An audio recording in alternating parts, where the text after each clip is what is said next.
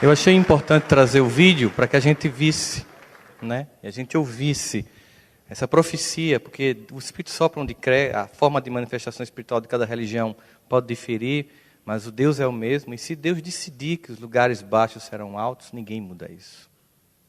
E Ele decidiu isso. Mas isso vai acontecer com a nossa colaboração. Isso vai acontecer com o nosso sentimento de família universal. No mundo em que as pessoas acreditam que a solução seria construir novos muros, nós somos o país que recebe a diferença, os que têm diferença, os que ninguém quer. Esse é o nosso papel. Ele nos recebeu aqui, isso já é uma grande lição. Claro, a gente não lembra o que fez, graças a Deus. Ele nos recebeu aqui. E claro que para que isso aconteça, para que essas promessas aconteçam, nós precisamos de fato ser preparados para a construção da família em toda a sua potência. Uma das coisas mais maravilhosas que a gente vivencia nas experiências viajando, Brasil e mundo afora, eu não digo que é encontrar, reencontrar pessoas do nosso coração, irmãos queridos. E aqui eu tenho encontrado várias pessoas, mas tem um casal querido amigos que eu conheci desde o primeiro congresso, que é o meu amigo Máximo e Daniela Migliari, que estão aqui na minha frente. São duas criaturas queridas e amadas. E a Daniela, ela tem uns vídeos que você já tem visto, que ela abre com a imagem de uma pessoa de olho azul. Você já tem visto esses vídeos? Ela publica uns textos maravilhosos e fantásticos. E eu queria começar aqui com um pequeno trecho de um dos textos dela, chamado Convivência, Eis a Gigante Escola Evolutiva, para a partir daí a gente refletir, porque é justamente esse discurso que não é da fantasia de uma família perfeita, de um casal perfeito, de filhos perfeitos, porque as pessoas querem crianças com 5 anos prontas para fazer um PhD em Harvard. E esquecem de amar e de levar Jesus aos corações delas. Ela vai dizer o seguinte: eu sou as palavras, minha família é o papel. Simples assim. Romântica? Não mesmo. Esse enredo se passa muito mais numa narrativa digna de novela, recheada de baixarias, algazarras, perda de controle, e nem adianta disfarçar. Mesmo o mais polido das almas sabe o que acontece quando o filho derrama um copo de suco de uva em cima do celular na hora do jantar. É difícil pra caramba conviver. É puxado ouvir o choro, o grito, demandas carentes, birra de crianças e de adultos. É o lar, queridos amigos, a oficina das almas. Quer queiramos ou não, somos um bicho estranho, estranho para valer. E por mais que a convivência cause profundas dores, são elas que apontam os aspectos da nossa infância espiritual, que tantos precisamos, que tantos precisam experimentar e amadurecer na vida. Todas as principais narrativas do Evangelho de Jesus acontecem em família, em casa. Ele podia ter descido pronto na terra para cumprir sua missão. Ele se submete à condição de filho para aprender e nos mostrar, através da experiência, a importância do lar. Longe de ser um lugar perfeito, é o lugar onde nós nos encontramos, mas a gente romanceou muito essas coisas. A gente criou muitas expectativas falsas sobre a família. Quando Kardec vai perguntar sobre, na questão 775, qual seria para a sociedade o resultado do relaxamento dos laços de família, ele escuta dos espíritos um recrudescimento, ou seja, um agravamento do egoísmo. Por quê? Porque conviver em família nos obriga a não ser egoístas. Vírgula, depende da família. Porque na minha infância, a minha infância em que a gente tinha uma TV única na sala, e as pessoas tinham uma ficção, acho que era já uma tentativa de Harry Potter. Elas colocavam uma tela azul em frente de uma TV preta e branca, com a crença, acho que uma fé, de que ficaria colorida. Ficava tudo azul, mas talvez por isso as pessoas acreditassem que ficava colorida, né? Na minha infância, que só tinha conga, quichute e bamba, né? A gente tinha pouca opção de tênis, a gente tinha que dividir a TV, e quando a gente chegava na sala, o pai dizia o que queria assistir, e a gente ficava calado, escutando o que ele queria, e ficava dizendo que, mamãe, tem nada não, um dia eu vou comprar a minha casa e vou ver o programa que eu quero. E por isso a gente casou e deixou os pais só em casa, graças a Deus. Os de hoje, não. Cada um tem sua TV, você tem 40 anos e está o menino em casa, você sustentando. Porque a casa não é sua, a casa é dele. Então eu queria, nesse primeiro momento, falar sobre o que se perdeu nos valores da educação da família e qual tem sido o comprometimento disso na vida das pessoas. Eu tive a oportunidade, entre dessas muitas palestras, de, o ano passado, fazer uma palestra junto com Arun Gandhi, o neto de Mahatma Gandhi, em Brasília. Estávamos juntos lá, né, Dani? O Haroldo. Foi um momento muito, muito, muito, muito mágico para a gente. Ele contando as experiências com o avô. E eu comecei a falar para ele que nós, no Ocidente, temos uma crise no modelo de educação de filhos. Porque os pais perderam o lugar. E, em vez de serem pais e mães, resolveram infantilmente ser amigos dos filhos, comprometendo profundamente a educação dessas almas tão carentes do Evangelho. Ele me disse, mas infelizmente eu tenho que dizer que na Índia começou a acontecer a mesma coisa. Os filhos começaram a desrespeitar os pais e isso tem impactado a nossa sociedade. Porque existe uma coisa chamada hierarquia. Existem vários simbolismos de trindade, e entre eles é Deus, os pais e nós. Toda vez que nós desrespeitamos essa hierarquia, nós sofremos consequências. Os pais têm o dever de educar os filhos, mas eles têm medo. Nós saímos de uma sociedade muito repressiva, é bem verdade. Muitos de nós aqui foram educados por pais rudes, duros, de pouco diálogo.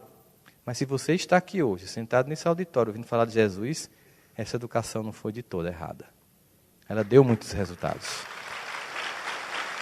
Querer que os pais sejam perfeitos, né? A ideia falsa de que todo mundo tem, eu não quero traumatizar meus filhos. Desculpa, é impossível. Freud já disse isso no advento da psicanálise. É impossível educar um filho sem traumatizar. O objetivo é que a gente não só leva problemas, a gente leva também muitas soluções. Porque nós somos assim, imperfeitos, educando imperfeitos para o caminho da perfectibilidade. Tem que ter paciência, tem que moer. Como diz Emmanuel, a ciência de educar é ensinar, repetir e esperar. Não aprendeu? Ensinar, repetir e esperar. Quando minha mãe fazia, menino, pelo amor de Deus, tira essa toalha molhada da cama. Eu fazia, a senhora não cansa não? Eu disse, claro que eu canso. Eu disse, por que não para? Pararei no dia que você tirar a toalha molhada da cama. E é o discurso das mães, né? Eu quero ver um dia quando eu não estiver mais aqui. Quem já ouviu isso da mãe? Às vezes eu tenho vontade de sumir para ver o que acontecia nessa casa. Já ouviram isso da mãe? Pois é. Eu queria saber como é que vocês iriam se virar sem mim aqui. É família. A gente tem raiva, a gente tem discussão, mas a gente persiste num caminho de possibilidades. Hoje em dia as pessoas perderam o norte. Uma vez, um amigo meu estava veraneando em João Pessoa, na praia, muito gostoso. Eu mandei meus 3 filhos para a Disney, Rossandra, e eles vão chegar no aeroporto agora mais ou menos meio-dia em Recife. Vamos comigo recebê-los? Aí eu fiz, tu acha que eu vou sair daqui da praia para pegar um engarrafamento infeliz para chegar em Recife no aeroporto? Ele disse, não, mas vamos, eles vão estar tão alegres e tão agradecidos pelo que eu proporcionei. Eu disse, eu vou, agora eu vou, que ele vai precisar de ajuda. Achar que adolescente de classe média alta é agradecido quando eu sabia a criação que ele estava dando aos filhos, eu fui para fazer terapia de apoio mesmo. Chegamos no aeroporto, depois de alguns momentos, aí desce aqueles 3 adolescentes cheios de mala de outlet, com o Mickey no pescoço, com aquela cara de abuso, de entojo, e o pai bem feliz. E aí, meu filho, como é que foi lá? Vocês gostaram? Foram no cartel de Harry Potter, foram no Cirque du Soleil, foram na Disney, viram os fogos? Aí um fez, normal, pai.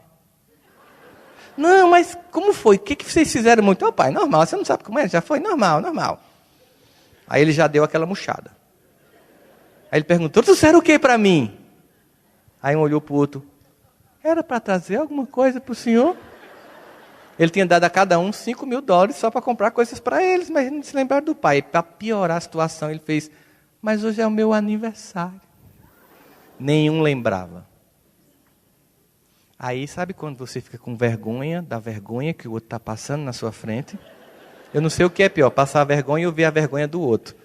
Se eu tivesse um buraco, eu me enterrava, ele se enterrava. Sim, a gente entrou no carro naquele clima de silêncio constrangedor. Já aconteceu com vocês? Ninguém fala no assunto porque foi tão triste que fica aquele silêncio. No meio do caminho, ele estava construindo, estava num prédio, estava reformando a cobertura que ele tem. Aí o filho perguntou, a cobertura está pronta? Ele disse, não. E o senhor alugou a casa de praia aonde? Aluguei em Cabo Branco. Eles queriam em Camboinha, um bairro onde ficam os coleguinhas dele de Campina Grande. Aí o mais velho fez, o senhor é uma pessoa muito sacana mesmo. Depois de uma viagem cansativa dessa, estavam na África trabalhando, pegando diamante. Depois de uma viagem cansativa dessa, o senhor vai botar a gente numa praia que só tem véi, seus amigos. Aí ele fez, é muita ingratidão mesmo. Eu nasci no sertão, eu não tive condição de ver a praia. Começou aquele discurso que a gente escuta dos pais sempre, né? Aí um fez, começou a saga do sertanejo sofrido. Aí ele olhou para mim e fez aquela pergunta que vocês sabem que eu detesto que me façam, né? Rossandro, o que é que você acha disso? Aí eu disse assim, se você tivesse feito 5% do que os seus filhos fizeram agora com você, com a sua mãe ou com seu pai, o que teria acontecido? Ele dizia, eu estava sem o queixo há muito tempo. Eu disse, e você odeia seus pais? Ele disse, não, amo profundamente. Eu disse, sabe por quê? Porque eles foram seus pais e você não é pai. Você é um moleque, amiguinho dos seus filhos. Aí ele pegou a mão. Ele é meio gordinho. Ele pegou a mão dele, pegou no painel da caminhonete e fez pum! Até eu tive um medo. Pois agora não tem nem Camboinha, nem Cabo Branco, vamos tudo para Campina, acabou o verão. E as malas estão confiscadas, são minhas, o dinheiro é meu. Aí eu fiz, o senhor não é doido não, cala a boca. Aí todo mundo lá atrás ficou assim, eu disse, uhul. Finalmente! Caramba! Eu chamo isso, sabe de quê? Reintegração de posse afetiva. Você perdeu o território e está retomando o seu lugar, que Deus lhe deu. Deus lhe deu esse lugar. E é impressionante como os filhos que os pais deixam ser o rei da casa, como um processo natural de revanche, porque os pais não cumpriram o seu papel de educá-los e dar-los limites, abandonam os pais na velhice. Já que foram abortados afetivamente pelo descompromisso, pela preguiça e pela ignorância. Desculpa a força das palavras. Ninguém terceiriza a educação de filhos. As escolas estão em desespero, porque recebem déspotas. Crianças que gritam e humilham professores. E quando os pais chegam lá, em vez de colaborar com a educação, humilham mais ainda os professores. Eu digo muito em palestras para educadores no Brasil todo, o que é que pode consolar um educador quando você tenta educar um filho que o pai não educou e o pai chega lá para lhe humilhar? É pensar, ainda bem que esse filho é dele, não meu. Mas nós estamos na mesma sociedade, não adianta eu educar o meu filho de outro não ser educado. Nós temos um compromisso com o coletivo, a doutrina espírita não é uma doutrina que nos propõe salvação individual egoística, mas redenção coletiva amorosa. Nós estamos aqui para todos nos redimirmos juntos, com ou sem microcefalia, todo mundo tem que ser incluído neste barco. E o compromisso com a educação é muito forte. Portanto, nós temos que pensar os filhos como pessoas que nós temos o dever de educar e dar limites. Quando a gente pensa naquela belíssima oração que Davi fez, o Senhor é meu pastor, não me faltará, me fará andar em pastos verdejantes, refrigerará a minha alma em águas tranquilas, e ainda que eu ande sob o vale da sombra e da morte, não temerei mal nenhum, porque tu estás comigo. É de uma beleza poética impressionante. Mas aí Davi diz assim, porque a tua vara e o teu cajado me consolam. Pô, Davi estava tão bonito, estava tão... Eu já estava vendo assim, quando eu peguei uma vara e um cajado consolando. Como assim, Davi? Eu tive um... É a disciplina de um pai que ama e quando vê o filho caindo do abismo, puxa com a vara e com o cajado. Autoritarismo é diferente de autoridade. Nós temos que preservar a autoridade, que para a formatação do ego, é que aí Kardec faz uma pergunta, para a formatação do ego infantil, nós precisamos de normas, de condutas e de valores. É por isso que Kardec pergunta na questão 383, qual é, para o espírito, a utilidade de passar pela infância? A gente não podia nascer já com PhD, né? Imagina, na outra encarnação, você estudou, tem um monte de título, publicou livro, aí na outra encarnação você começa beabá, berbé, baby, aí vai ver cosseno, cotangente. A pessoa tem que esquecer quem foi mesmo. É óbvio que tem que esquecer quem foi. Aí Kardec pergunta, por quê? Não podia nascer adulto? Tem uma função. Os espíritos respondem.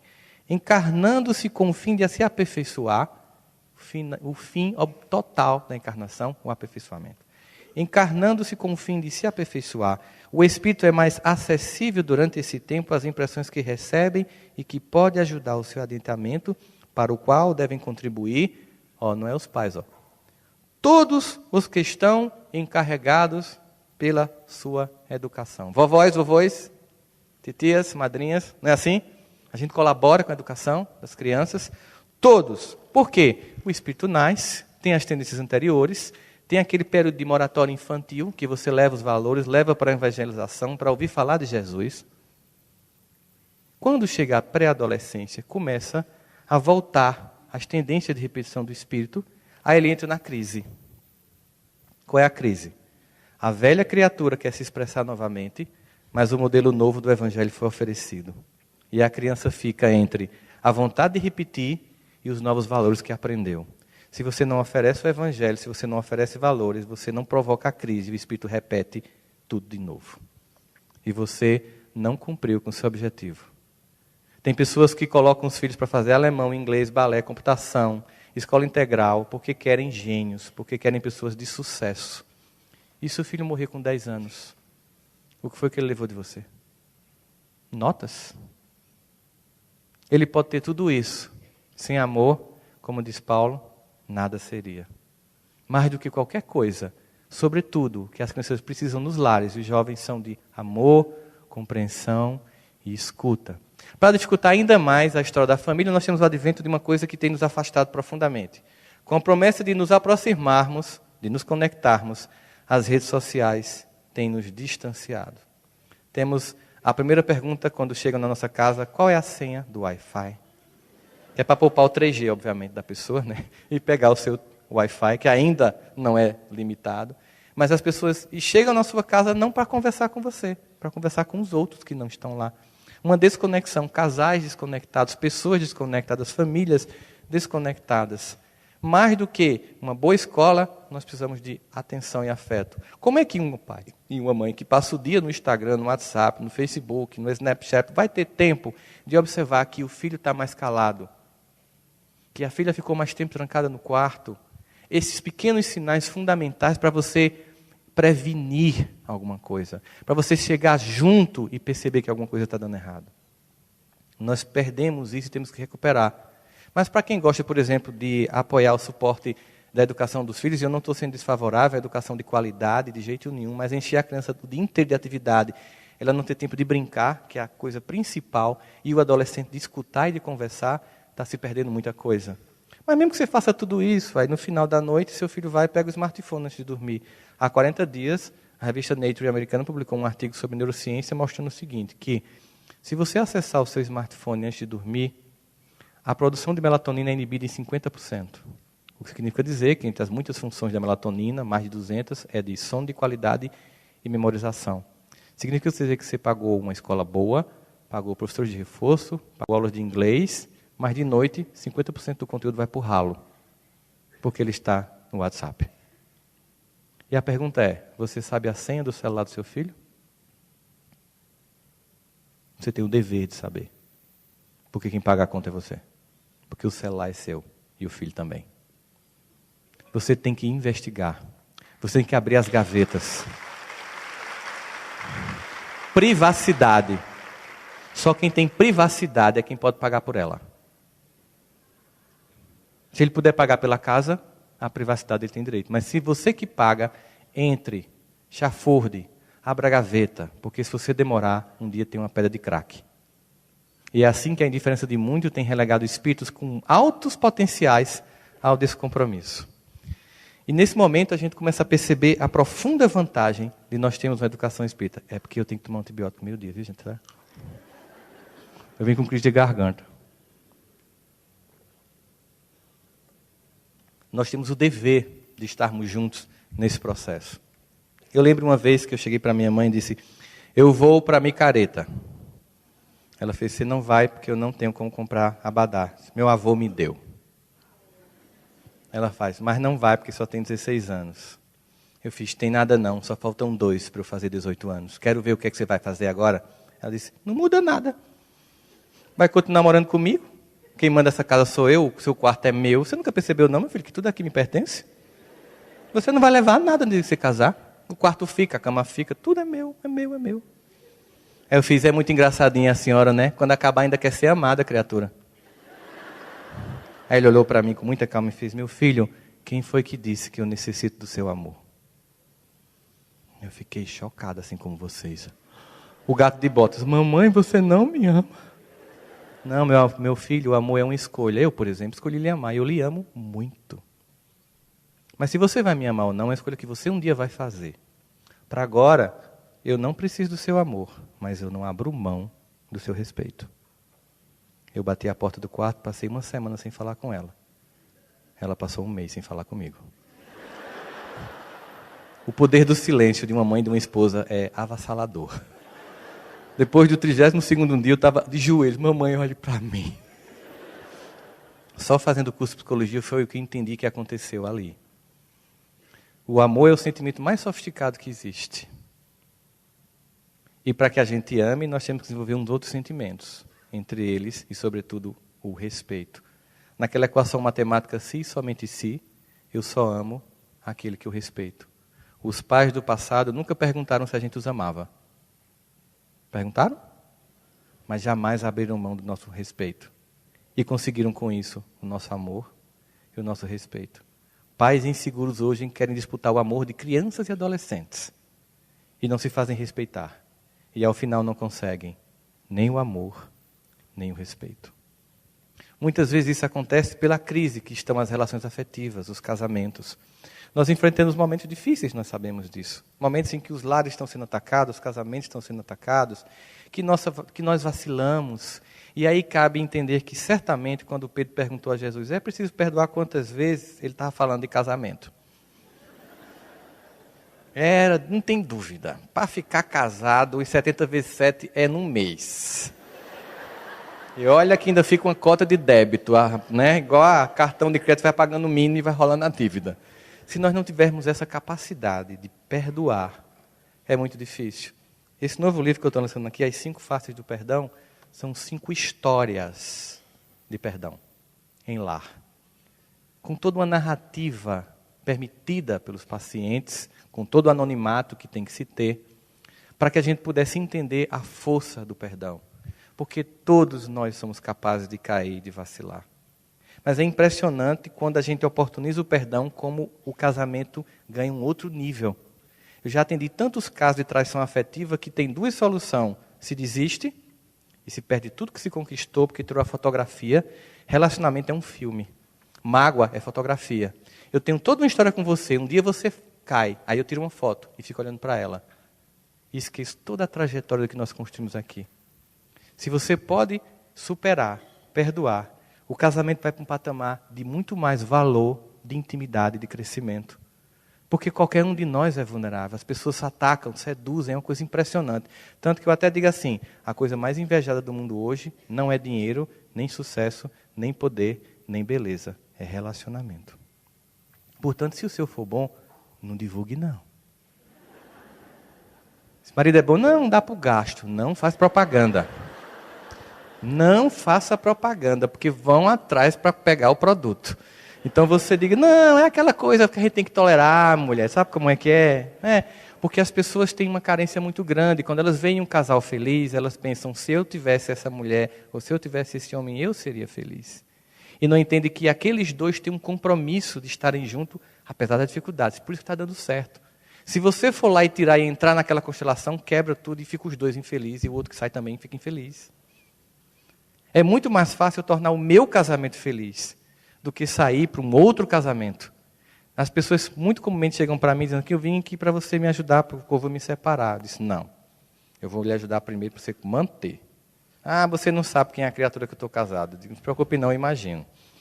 Porque todo mundo é difícil. Mas você acha que lá fora tem um monte de gente equilibrada e gente esperando para casar de novo? É um desespero.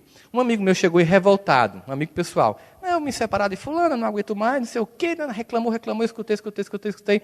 Era a época de São João lá em Campina Grande, ia ter um show, muito dessas de patroas, né? E eu disse, faz o seguinte, tu tá com um casal de amigos aí? Tô. Leva ele para o show das patroas amanhã. Não, por quê? Não, você deixa sua esposa em casa e acompanha eles. Mas por quê? Não, eu queria só que você fizesse isso. Eu não vou lhe dizer nada, eu não vou discursar, não vou argumentar. Você já sabe como eu penso. Vá para o show. Ele foi para o show. Aí de manhã ele ligou para mim, mas tu é muito sacana mesmo, né? O que foi? Tu sabia o que ia acontecer, não foi? Foi. E aí, percebeu? Meu Deus, eu tenho que ficar no meu casamento, o mundo está perdido. Que povo louco é aquele? Pronto, é o que está lhe esperando lá fora, meu amigo. É o que está esperando lá fora, uma loucura, uma carência, um desespero. Invista no que você tem. Aprenda a perdoar. Deixe de pensar que as pessoas são perfeitas. Aceita-se como se é. A capacidade da gente... A gente só consegue realmente viver um casamento feliz, uma vida feliz, sem fantasias, quando a gente aceita as nossas imperfeições. Não fica olhando a imperfeição do outro. Quando a gente começa a deixar de acusar aquela nossa companheira ou companheiro, independente de uma orientação afetiva ou não, da gente deixar de acusar o outro que está conosco e pensar no que nós temos. Entender que eu não vivo numa relação só se você gostar da mesma religião que eu tenho, do mesmo time que eu gosto, da mesma música que eu escuto. Apesar das defeitos, das dificuldades, eu quero ficar com você. Porque nós estamos construindo algo muito fabuloso. E essa capacidade de enxergar a própria sombra ela é fundamental. Eu acho que dificilmente Pedro, que foi tão bem cantado pelos meninos de Escolhas de Luz, na música Tim e Vanessa, poderia ter servido tanto Jesus se ele não tivesse negado Jesus. Eu tentei explicar para os jovens ontem como foi que ele se sentiu mais ou menos. Eu disse para os jovens, imagine que você está no colégio, sua mãe chega para lhe pegar, mas ela vem um dia assim meio descabelada, desarrumada. Aí um colega faz, é tua mãe? Aí você faz, não é minha mãe não. Tem certeza que não é sua mãe? Ela todo dia não te deixa, não é ela não é minha mãe não. Ah, então é tua tia? Olha, ela está vindo para cá, não, ela não é minha mãe não, imagina. Aí o cara disfarça, vai para casa sem a mãe pegar ele, a mãe chega assim, meu filho, eu fui lá e não lhe vi, fiquei tão preocupada, me dê um abraço, o seu amor da minha vida. E o cara sabia que negou a mãe. Imagina o sentimento. Isso não é nada perto do que Pedro sentiu. Mas sabe por que foi importante aquilo? Porque ele reconheceu os limites dele. Porque eu só posso ajudar alguém quando eu reconheço os meus limites. Eu chego lá junto. Quando alguém chegava caído, Pedro fazia, eu entendo você. Pedro, eu traí, eu machuquei, eu enganei. Eu sei o que é isso. Eu neguei Jesus. Mas a gente está aqui. Aí Pedro fazia, #estamos junto com Jesus. Continuava, insistia. Eu lembro que uma vez, eu não sei se já contei a história, mas vou contar só para reforçar a coisa da descobrir os próprios defeitos e se aceitar. Uma coisa que tem me ajudado muito, né? Passou dos 40, você só tem uma coisa a fazer, se aceita, porque senão você vai continuar sofrendo a vida toda. E de vez em quando eu ligo para a Dani, minha irmã querida que está aqui, Dani, eu estou mal, fiz isso, ela vai me ajudar. Aí a ideia é ela liga para mim, a gente vai percebendo os valores de trabalhar as próprias sombras. Um dia, uma sexta-feira, final de tarde, é importante dizer isso, porque meu final de semana foi destruído por causa dessa história. Um amigo meu, que divide comigo lá uma sala na clínica que a gente tem, disse, Rossano, vem aqui no estacionamento. O que é? Não, vem cá, uma surpresa. Aí quando eu saí, ele disse, olha o carro que eu comprei. Gente, era o carro que eu queria. Vi uma sensação tão ruim dentro de mim. Primeiro tinha que ser meu e não dele. Né? E aí ele me ia mostrar que tinha isso, kit multimídia, e não sei o quê, 7 airbags, e quanto mais ele mostrava, mais o ódio aumentava. Pior que o ódio era disfarçar que eu estava feliz. Oh, que Deus te abençoe, você merece. Eu cheguei em casa revoltado. Cheguei em casa, sabe quando você chega em casa, né? A esposa e a mãe têm aquele dom que Davi descreve quando diz, Senhor, eu sei que tu me sondas, e mesmo quando faltam em mim palavras, conheces o meu pensamento. Mulher é esposa e mãe é assim, né? O que foi que houve? Aí você responde bem assim, nada, né? Confirmando que houve alguma coisa. Não, digo que foi, não houve nada, só um dia cansado. Aí, tipo assim, o bicho está bravo, ficar quieto aqui, que daqui a pouco passa. Aí eu comecei a ir para simuladores, eu passei a sexta-noite, o sábado de manhã, de tarde, de noite, domingo de manhã, de tarde, simulando nos bancos como comprar um carro daquele, nem que fossem 60 vezes. Eu descobri em algum momento que, depois de muita conta, que eu conseguiria o carro se eu passasse 6 meses sem o almoço. Sopinha de nosso lar, ficava mais fitness, por que não, né? Mas aí de noite, finalmente, eu entendi que eu não precisava trocar de carro. Aí eu cheguei, sentei junto dela para assistir o Fantástico, mais calmo, mais sereno. Ela fez, você está melhor, né? Estou. Por quê? Eu percebi que eu não preciso trocar de carro. Ela, graças a Deus, voltou, Jesus. Eu fiz, você está feliz com isso? Eu disse, não, eu estou feliz por ter percebido o quanto eu sou invejoso. Porque é tão importante saber que eu tenho falhas, porque só assim eu posso ajudar as pessoas. No dia que eu achar que eu não tenho, eu estou doente, obsediado, completamente alucinado. Quando alguém chegar para mim e dizer, Eu tenho uma inveja tão grande do meu cunhado que ele está ganhando bem o seu. O que é isso, meu filho? Vem cá, eu te acolho. Mas vamos amadurecer esse sentimento, vamos nos construir. Aí você começa a se aceitar como você é. Você começa a ter uma percepção mais lúcida da vida. Sem acusação, sem sombra, sem essa perspectiva tão pesada que nós temos. Existe um Deus que nos acolhe, que nos ama. Você imagina a parábola do filho pródigo, ela é tão rica nisso. Você imagina, o cara sai com tudo. É mais ou menos você saísse hoje com metade de uma herança, uma Ferrari, todo bombado, malhado, um tatu tribal no braço, todo barriguinha, sabe, tanquinho, se achando o cara, sai, vai para a balada geral, experimenta tudo, perde tudo, cai a real e faz, putz, tem que voltar para casa, não restou alternativa, mas meu pai não vai me aceitar. Depois do que eu fiz, tem nem perigo. Paradigma de um Deus que pune, um Deus que não acolhe, um Deus que espera que você caia para te punir. É o paradigma que botaram na nossa cabeça. Ele volta assim, tipo, poxa, eu vou. Ele aponta no sopé da montanha e o pai vê ele. E aquele movimento que a gente já sabe, incomum no mundo judeu, o pai ir em direção ao filho. Mas ali era a representação de Deus conosco mesmo. O pai vê o filho lá e, conforme o próprio Davi, sonda o pensamento do filho e entende como ele está sentindo humilhado, derrotado, perdido. E ele corre em direção ao filho. Eu penso que quando o filho viu o pai correndo, fez, ixi, vou começar a apanhar daqui. O paradigma é da punição. É o paradigma que a gente tem de autopunição. Ele foi, na medida que o pai foi se aproximando, aí ele viu uma coisa inesperada. Inesperada. O homem estava sorrindo de braços abertos.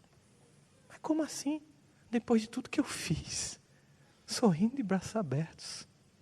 E o pai vem correndo e ele fica tão chocado com aquele gesto de amor inesperado na compreensão dele, imerecido, que ele planeja se jogar e se prostrar diante dos pais. Que mais uma vez, percebendo o desejo do filho, aumenta o passo, agarra e beija o pescoço, impedindo que ele se ajoelhe. Porque quando a gente revela as sombras, a gente começa a conhecer Deus. Porque para conversar com Ele, tem que estar a sós, tem que desatar os nós das gravatas, dos sapatos, tem que tirar a máscara. A gente tem que desconstruir as máscaras para ter uma relação, intimidade com Deus. É assim, chegar no quarto e fazer, olha pai, eu estou muito irritado com aquela criatura, sinceramente eu queria que ela morresse, mas me ajuda a ter seu coração, porque eu estou muito, ela me humilhou hoje no trabalho. Você viu, você estava lá, você viu, eu sei que é tua filha também, eu entendo isso, mas tem hora que não dá para entender. É uma conversa sincera. É porque quando a gente entra, às vezes, no centro espírita a primeira vez, né, a gente tem uma sensação que todo mundo é santo. Primeira vez que eu fui, mensagem na porta. Oi, irmão querido, seja bem-vindo. Damos uma mensagem aqui para você. Fica a primeira vez, entre, fica à vontade. Aí você já entra assim, constrangido. Aí, vamos a nossa irmã, vamos fazer uma leitura do livro Pão Nosso.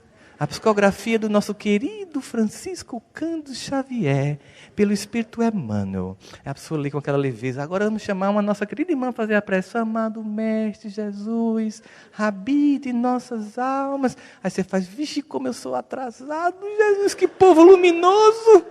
Ave! Depois de 15 dias, você descobre uma coisa maravilhosa. É tudo doidinho igual a você, rapaz.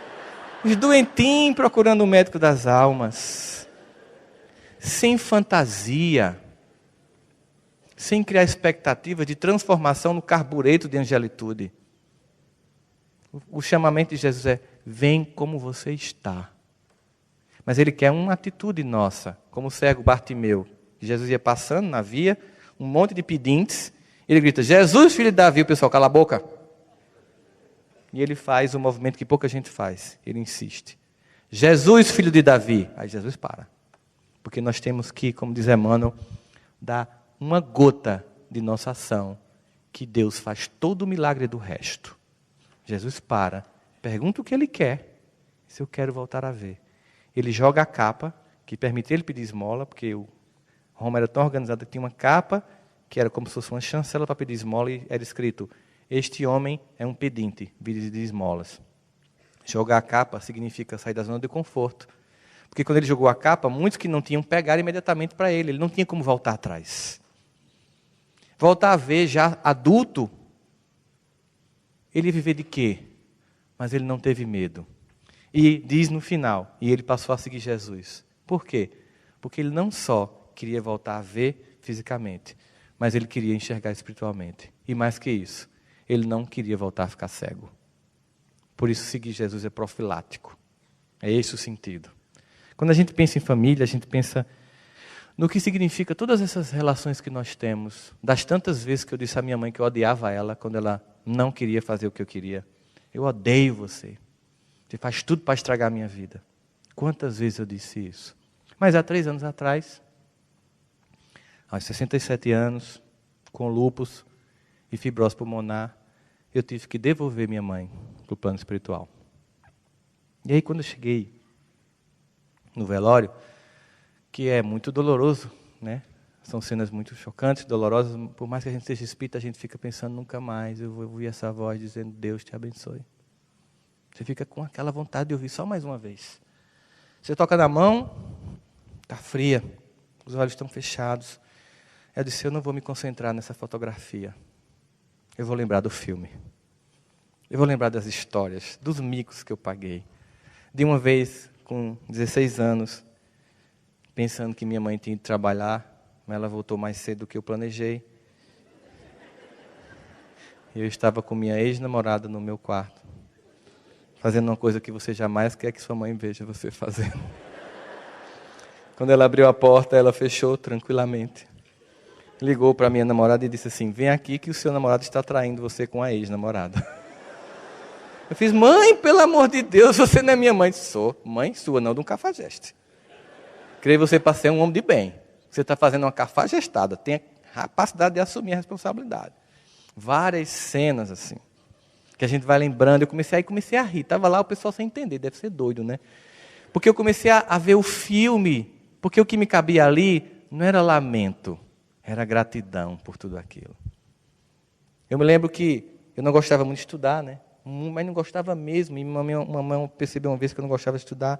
Eu fiz, mãe, você percebeu que eu não gosto de estudar, né? Ela, percebi, meu filho, eu sou sua mãe. Eu tinha 14 anos na época. Ela fez, meu filho, mas tem 3 formas de você ganhar dinheiro sem estudar. Aí eu fiquei tão feliz. Letra A, B, C. Eu tenho que entrar numa dessas, sem precisar de ler, né? Eu pensava. Ela fez, tem 3 possibilidades, meu filho. Minha mãe era muito sincera. A primeira é a seguinte, quando você encarna muito privilegiadamente, esteticamente muito privilegiado, você pode ganhar dinheiro só com a cara. E embora eu seja sua mãe, eu tenho que lhe confessar, não vai dar para tanto. A segunda possibilidade, meu filho, é quando você é muito capaz em algum esporte, no Brasil, especialmente futebol. Eu vi você jogando já, meu filho, é uma tragédia completa. A terceira possibilidade é virar um marginal, uma pessoa indecente. E aí, eu dei um sorriso muito pequeno. Porque eu pensei, tem uma coisa que eu posso fazer. Eu posso virar um contraventor, né? Mas sabe aquela coisinha do canto de boca, assim, que eu vi, se ela não está vendo isso ali, não adianta dar esse sorrisinho aí. Porque você morre no cacete, mas vai dar pra gente. Ela contou a história ao meu avô, ela disse assim, só resta uma alternativa. Eu disse com muito pesado, né? Estudar, né, mãe? Se é, mas eu não gosto. Eu não disse que você tinha que gostar, meu filho, eu disse que você tinha que fazer. A vida nós temos que fazer o que tem que ser feito, não somente o que nós gostamos. Adultos trabalham segunda porque têm filhos para sustentar. E fazem isso, por um compromisso com a família. Ela contou ao meu avô, que é poeta repentista, e ele fez uma poesia para mim, que era assim, meu filho, olha, eu saí aos 12 anos, já contei isso para vocês, aos 12 anos do sertão, porque eu não queria que via minha família passar fome, então não desonre meu esforço. Quando tiver preguiça de estudar, leia isso. Estude e não esmoreça, pois traz erguida a cabeça quem sempre cumpre o dever. A vida é luta e batalha, e nela só quem trabalha merece e deve vencer. Lei do trabalho. Meu avô era católico. Quando diziam que era espírita, ele ficava, estão dizendo que você é espírita, você está ficando isso. Estão inventando, o povo é muito fofoqueiro, que conversa. Você acha que com 94 anos que eu ia forçar meu avô a aceitar isso? Hoje ele já sabe, está por aqui com certeza. Né? Mas naqueles mesmos 14 anos, um dia minha mãe olhou para mim, médium que ela era, disse, meu filho, eu vejo você falando do Jesus no mundo todo. Na época era evangélica, eu disse, mas eu não vou ser pastor não. Disse, não estou dizendo que você vai ser pastor, mas eu vejo. Eu disse, a senhora com essa história de mediunidade para mim é loucura, a senhora sabe, né? Porque só uma pessoa louca vai dizer que uma pessoa que mal consegue ler em público, que não gosta de estudar, vai dar palestra, minha mãe. Deixa de ser louca. Ela fez, meu filho, deixa eu dizer um negócio para você. Que é? Você não sabe qual o projeto de Deus na sua vida. Você nunca vai morrer com 14 anos. Você vai crescer. Você não vai ter 14 anos para sempre, meu filho. Tenha paciência, que tudo vai acontecer. Depois, daquele dia, naquele velório, 3 meses depois, eu estou lançando o livro, na fila de autógrafos, vi uma senhora e diz, eu estou aqui para dar um abraço que não é meu, eu não sei de quem é. Ela me abraçou. Aquela coisa espírita sempre diz essas coisas estranhas, né? Não me abraça. Aí, quando ela me abraçou, eu senti o cheiro da minha mãe. Não era o cheiro do perfume que ela usava, é o cheiro dela, que fica na roupa, que você não quer largar, para sentir de novo. Aí ela chegou no meu ouvido, essa senhora disse, eu não disse a você que você não ia ter 14 anos a vida toda?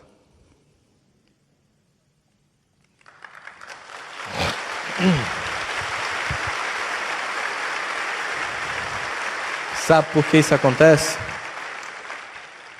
Isso acontece porque os sonhos de Deus são bem maiores que os nossos. Porque o nosso potencial é maior do que o que a gente imagina. E porque nós somos apenas instrumentos. Então, somente isso. Porque o Mestre é quem está sobre nós. Isso que nos anima. Mas para a construção dessa potência, o papel da família é tão importante. Não só da família pessoal, mas da família universal. Portanto, todos vocês que quiserem colaborar com o projeto da microcefalia, eu queria reforçar antes de encerrar, passem lá no Cybercafé para adotar alguma dessas crianças, para que a gente possa construir um mundo melhor. E aí, para encerrar, vocês vão ter que aguentar eu cantando mais uma vez. A música que a gente vai cantar agora para encerrar chama-se Laços de Família. E eu queria dizer o seguinte, eu vou para o almoço ficar no autógrafo, porque não deu para ficar com todo mundo, então saindo daqui eu volto para lá, certo? Essa música foi composta por 2 pessoas muito amadas por mim. Uma é Marco Lima, que é compositor e cantor espírita, e hoje é o nosso presidente da Federação Espírita Paraibana. E por Oscar de Lira, que é do Centro Espírita que eu faço parte, e que compôs essa música junto, chamada Laços de Família. Se o pessoal puder projetar aqui agora, marcar uma música para a gente cantar junto, que eu queria que vocês cantassem só o refrão. Como vocês são caridosos e não estão com tomates aí,